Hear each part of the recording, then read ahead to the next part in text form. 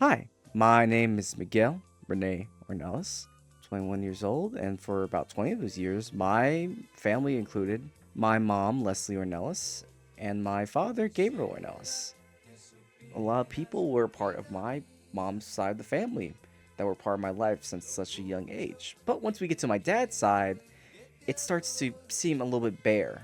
Had my uncle Bruce and my grandma, my abuela Teresa. And about 10 years ago, I lost my uncle Bruce. And about 2 years ago, I lost my abuela, leaving a giant gap in my dad's side of the family. We had no close relatives. But it got me to wonder, who was my grandfather? All right, Dad, just introduce yourself. I'm Gabriel Ornelas. So, to start questions off, how's it like to grow up without a father? Because it's been so long, like 50 years. Um, it really wasn't that bad, I don't think, because my mom was was there, and I went to baseball, games, and I played baseball and soccer, and so it was just more of a what kind of a question, like what would it be like? So I didn't know. Who do we think your dad used to be? I know there was a picture that Will always showed you. Yeah, my mom told me it was. She said the guy was a border patrol guy. He was red hair.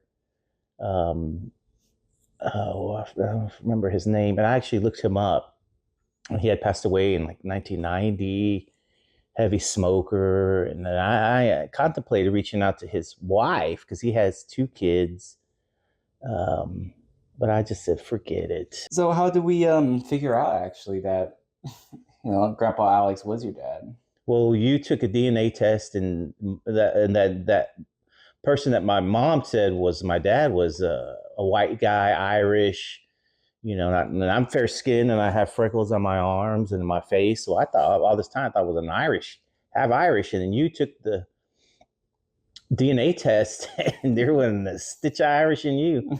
And so it piqued our interest. And then that's where I was like, you know what, I'll do it too.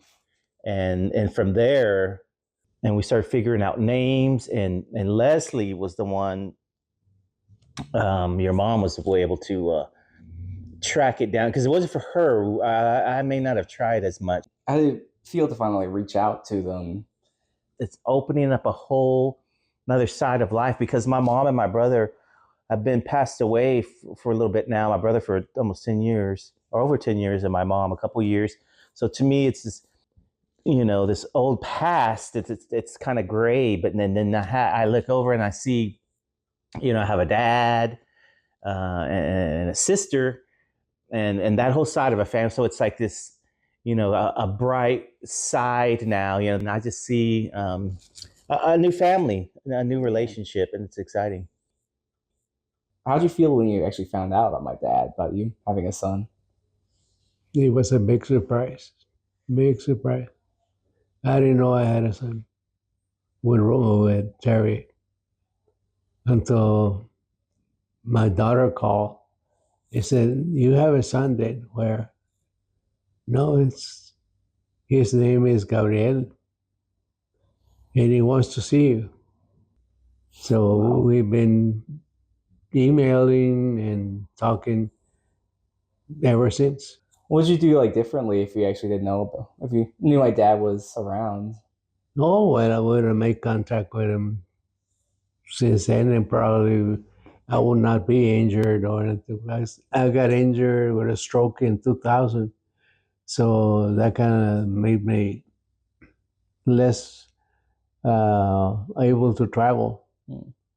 But if I knew he was my son, things like going fishing, now with my disabilities, I'm not able to travel much now. Would you go back to that lake with him?